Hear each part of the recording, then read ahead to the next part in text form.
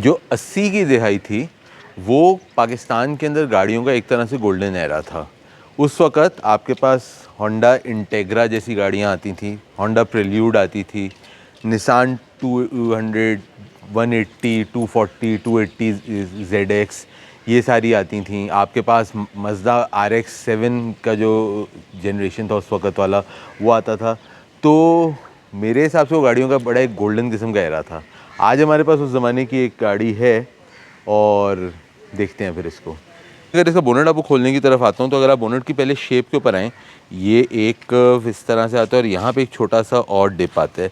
Designing के ऊपर मेरे हिसाब से जो पहले ज़मानों में जितना मेहनत होती थी ना, अब उतनी मेहनत होती नहीं है।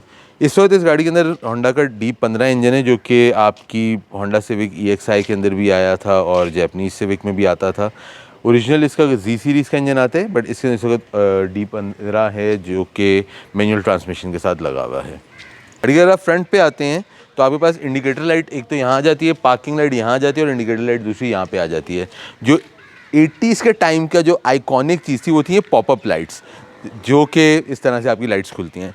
पॉपअप लाइट के ऊपर अगर बात हम करते हैं तो इसके अंदर एक और जो मज़े की चीज़ है वो यहाँ पे आपका ये देखना, आप एक्चुएटर्स लगे हुए हैं। ये गाड़ी को बेसिकली आप इसको घुमा के लाइट्स को मैन्युअली भी खोल बंद कर सकते हैं। इनकेस आपकी जो मोटर है वो ख़राब हो जाए और आपको गाड़ी की लाइटें खोल के चलनी है, रात का टाइम है, तो आप इसको कर सकते हैं। एक और चीज़ अगर मैं आपको बताऊं, ये जो लाइटें खोलने का है हिसाब किताब, ये जो पॉपअप लाइट्स आप बगैर लाइटें ऑन किए खोलते हैं, ये बेसिकली जो इसका मेन पर्पस होता है इसकी सफाई के लिए होता है। यहाँ पे लोग इसको वैसे भी, इनफैक्ट दुनिया में भी लोग इसको बगैर लाइट ऑन किए ऑन करते हैं क्योंकि देखने में एक लुक के अंदर अच्छी चीज़ लगती है। बट जो इसका मेन पर्पस है दैट इज़ कि आपकी लाइटों की आप सफाई कर सकें विदाउट लाइट ऑन किए इसको खोलकर।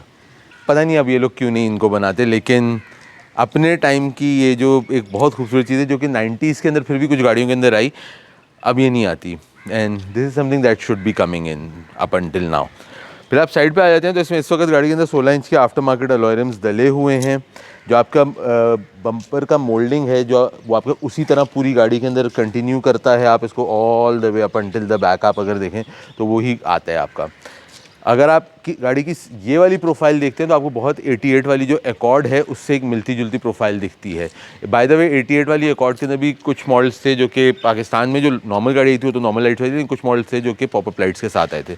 बट अगर आप गाड़ी की पूरी प्रोफाइल को देखते हैं तो काफ़ी हद तक आपको 88 वाली एकॉर्ड से मिलती जुलती लगती है, जिसका रिव्यू हम अपने चैनल पर कर चुके हैं एक गाड़ी का कुछ अर्सा पहले। अब हम गाड़ी अगर पीछे आ जाते हैं तो आपके पास जो बाय डिफ़ॉल्ट लाइट्स हैं इसकी ये एम्बर टर्न सिग्नल्स और बाकी पूरी लाल लाइट आती थी ये विद द गार्निश। इसके अंदर उन्होंने चूँकि गाड़ी के पूरे टोन के साथ इसको लाल पूरा किया हुआ है। नंबर प्लेट आपकी पीछे बम्पर में आ जाती है। और अगर मैं आपको इस गाड़ी की डिक्की खोल के दिखाता हूँ, एक बहुत ही मुनासिब साइज़ की आपके पास डिक्की के अंदर ट्रंक स्पेस आ जाती है। डिक्की के ऊपर ही बात करते हुए एक और चीज़ आपको दिखाता हूँ। अगर हम इसकी डिक्की खोलते हैं तो पूरी स्प्रिंग से ऊपर जाती है। आजकल की गाड़ियों के अंदर नहीं कि ज़रा टक्कर के खुल गई। तो आप गाड़ी के अंदर आते हैं तो आप अगर यहाँ पे देखते हैं जो आपके पावर विंडो के कंट्रोलर्स हैं very 80s and 90s like. In fact जो 97 98 वाली सिटी थी जो 2003 तक रही थी उसके अंदर भी इसी तरह का वो पावर विंडो कंट्रोल्स मिलते हैं। दरवाजे के अंदर आपके जो एसी के वेंट का जो सिचुएशन है वो यहाँ से आती है और दरवाजे में घुस के इधर से आपको मिलता है ताकि आपका फॉग नहीं हो। बाकी दरवाजे के अंदर आपका कारपेट का और लेदराइट का इस्तेमाल हुआ है, डोर पॉकेट, स्पीकर्स। यहाँ पे आप बस ये कॉइन स्पेस आ जाती है, मिरर कंट्रोलर आ जाता है, लाइट्स का जो आपका इंस्ट्रूमेंट क्लस्टर है इसका डिमर और वो आ जाता है। ये बटन जो है आपका बेसिकली पॉपअप लाइट्स को कंट्रोल करने के लिए कि आप बंद और खोल यहाँ से कर सकते हैं। अगर आप देखें तो इस बटन के साथ हाँ ये बंद और खोल यहाँ से होती हैं। अच्छा, इसके बाद अगर आप यहाँ पे देखते हैं तो ये आपका हेडलाइट्स का बटन आ गया। यहाँ पे आपके पास जो आपका डिफॉगर का बटन आ गया। स्टीयरिंग व्हील जो आपका 3 स्पोक स्टीयरिंग है जिसमें तीन आपके पास ये हॉर्न के अलहदा बटन्स मौजूद हैं। इंस्ट्रूमेंट क्लस्टर के अंदर अगर आप देखते हैं तो एक बहुत ही एनालॉग स्टाइल का इंस्ट्रूमेंट क्लस्टर है जिसमें आपके पास टेम्परेचर, RPM मीटर, स्पीडोमीटर और फ्यूल गेज आ जाती है। अब अगर हम गाड़ी के बीच में आके देखें तो बीच में आपके पास ऊपर आपके AC के वेंट्स आ गए, आपके AC के कंट्रोल्स आ गए, 2 अदद सिस्टम्स जो आपके आफ्टर मार्केट लगे हुए म्यूज़िक सिस्टम्स, मैनुअल गियर आ जाता है, hand brake, arm rest, glass compartment, sun visors, लेकिन कोई इनमें मिरर विरर आपके पास नहीं आते थे ज़माने में।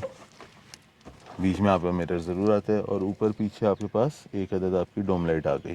गाड़ी में पीछे की सीट पर बैठूँ तो हेड स्पेस जो है आप थोड़ा सा कॉम्प्रोमाइज़ है आजकल के हिसाब से, लेकिन मैं 5 फुट 8 इंच का हूँ, मेरे लिए बिल्कुल ठीक है। अगर मैं सीधा भी होकर बैठता हूँ तो हाँ मेरा सर थोड़ा सा लगता है, लेकिन ठीक है। लेग स्पेस बहुत मुनासिब है, आर्म रेस्ट है, सीट का जो कंफर्ट है जो आगे की और पीछे की सीट का, ये आजकल की गाड़ी में आपको नहीं मिलता है। 2 बड़े और 1 बच्चा बड़े आराम से इस गाड़ी के अंदर बैठ सकते हैं अगर यहाँ पे बैठाने की कोशिश की जाए तो। सो अब मैं ये इंटेग्रा चला रहा हूँ। गाड़ी के अंदर अगर कुछ चीज़ों में बात की जाए, जो गाड़ी का डिज़ायरेबिलिटी फैक्टर है that is very very strong, because ये एक ऐसी गाड़ी है जो कि अपने टाइम के ऊपर एक बड़ी आइकॉनिक गाड़ी हुआ करती थी, और उस हिसाब से अगर इसका आप डिज़ायरेबिलिटी का देखें तो एक काफ़ी स्ट्रॉन्ग डिज़ायरेबिलिटी फैक्टर है इस गाड़ी के अंदर, जो इंटेग्रा के कोई ढूंढने वाले, कोई पुराने मॉडल की इंटेग्रा ढूंढने वाले, उनके लिए एक बड़ी ट्रीट है ये गाड़ी। इसी तरह से जो इस गाड़ी का आपको अगर आप बात करते हैं प्राइस फैक्टर के अंदर भी, तो मतलब 6-7 लाख रुपए के बजट के अंदर आपको इस तरह की गाड़ी मिलती है जो कि एक शौकीन वाली गाड़ी है, तो वो भी बहुत एक मज़े का कहानी आ जाती है। हाँ, पार्ट्स के ऊपर इस गाड़ी के आपको इतने आराम से अब पार्ट्स नहीं मिलते हैं बिकॉज़ गाड़ियाँ कम रह गई हैं, लेकिन again engine and mechanical parts आपको बड़े आराम से मिल जाएंगे, क्योंकि वो तो इंटरचेंजेबल नॉर्मली दूसरी होंडास के साथ होते हैं। अब जैसे दरवाजे के हैंडल्स हैं या इंटीरियर के भी काफ़ी सारी ट्रिम्स हैं, वो आपको मिल जाएंगी। जो इसके स्पेसिफिक इंटेग्रा रिलेटेड पार्ट्स हैं उनकी अगर हम बात करें, हाँ वो आपको शायद थोड़े से दिक्कत के साथ मिलें, लेकिन जो आपके नॉर्मल पार्ट्स हैं, आपके होंडा वाले जो क्या उसे कहते हैं नॉर्मल गाड़ी वाले पार्ट्स हैं, वो आपको बड़े आराम से मिल जाएंगे। 6 से 7 लाख रुपए की इसी गाड़ी की मालियत है। मुझे जो इसमें दिक्कत हो रही है थोड़ी शीशों के साथ हो रही है, डोर मिरर्स, क्योंकि 80s के मॉडल की गाड़ी है, तो उस ज़माने के अंदर आपके डोर मिरर्स जो होते थे थोड़े से छोटे साइज़ के होते थे। एक मुझे वो खाली दिक्कत हो रही है देखने के अंदर। अदर देन दैट गाड़ी एक मज़े की गाड़ी है, विजिबिलिटी बहुत अच्छी है। छोटे साइज़ की जो पुरानी गाड़ियों का होता था कि छोटे साइज़ की गाड़ी, तो विजिबिलिटी इस गाड़ी की बहुत बहुत अच्छी विजिबिलिटी है। 1500 सीसी इंजन के साथ गाड़ी भाग भी माशाल्लाह बहुत बहुत अच्छा भाग रही है।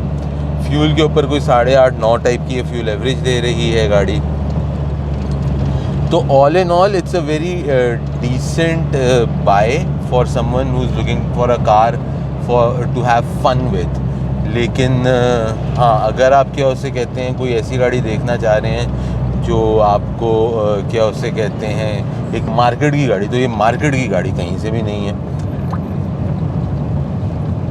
और अगर इसके ऊपर रीसेल पे अगर हम बात करें तो हाँ, अगर कोई इंटेग्रा का चाहने वाला आ गया तो वो आपसे बिल्कुल हंसते खेलते गाड़ी लेकर जाएगा। हमारा रिव्यू था इस होंडा इंटेग्रा का। उम्मीद करता हूँ आप लोगों को पसंद आया होगा। कमेंट्स में ज़रूर बताइएगा कैसा लगा। अपना और अपने घर वालों का ख्याल रखिएगा। कैमरामैन शालिम रूबिन के साथ उमर अरशद, बैम व्हील्स।